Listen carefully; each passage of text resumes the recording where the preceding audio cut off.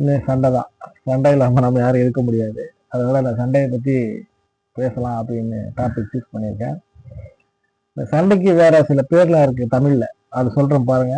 தகராறு, கை கலப்பு, வாக்குவாதம், சச்சரவு, கலகம், கலவரம், போர், சமர், துப்பாக்கி சண்டை, போராட்டம் என்ற பல பெயர்களை இந்த சண்டைக்கு நம்ம முன்னோர்கள் கொடுத்துருக்குறாங்க, மொழி அறிஞர்கள் கொடுத்துருக்குறாங்க. இப்போ ஒரு எடுத்துக்காட்டு சொல்றேன் பாருங்க. முதல் போராட்டம், அதாவது நம்ம வாழ்றதுக்கான முதல் போராட்டம் எங்க துவங்குது அப்படின்னு நம்ம கொஞ்சம் ஆழ் சிந்திச்சு பார்த்தோம்னா, ஒரு ஆண் விந்து அணுவில இருந்து உருவாகக்கூடிய உயிர் அணுக்கள், அதாவது ஒவ்வொரு உயிர் அணுக்களும் அது சேர்ந்து செல்லும் இடம் தாயின் கருமுட்டை.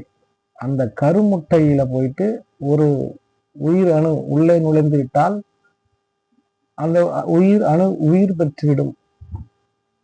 அப்படி உயிர் பெற்றதுனாலதான் இந்த உலகத்துல இவ்வளவு உயிர்கள் இருக்கு. ஆனால் அந்த தாயின் கருவறையை நோக்கி செல்லக்கூடிய உயிர்களின் எண்ணிக்கை ஆயிரக்கணக்கில் இருக்கும் அப்படின்னு சொல்லிட்டு சயின்ஸ்ல சொல்றாங்க.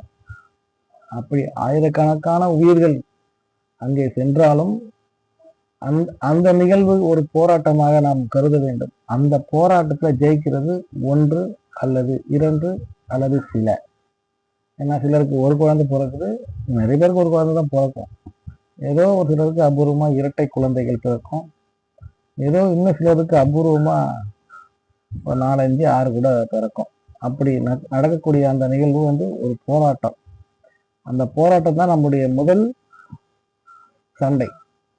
நம்மளுடைய சொந்த சொந்த உடன்பிறப்புகள் சொல்றோம் இல்லையா, அது அங்கேயே நடக்குது. அந்த உடன்பிறப்புகளை கொலை செய்து விட்டு தான் அந்த இடத்துல நாம உயிரா வந்திருக்கோம். அந்த பூமியில நாம பிறக்கிறது போதே பல உயிர்களை கொன்று விட்டு தான் நாம் இந்த பூமியில வந்திருக்கோம். அப்படி இருக்கும் பொழுது இந்த சண்டை என்பது ஒரு இயங்கியல் கோட்பாடு அப்படின்ற அடிப்படையில தான் நான் உங்ககிட்ட பேச வந்திருக்கிறேன். அடுத்தது பார்த்தீங்கன்னா, இந்த சண்டைக்கான காரணங்கள், இன்றைய சூழ்நிலையில சண்டைக்கான காரணங்கள் அப்படின்னு பார்த்தோம்னா,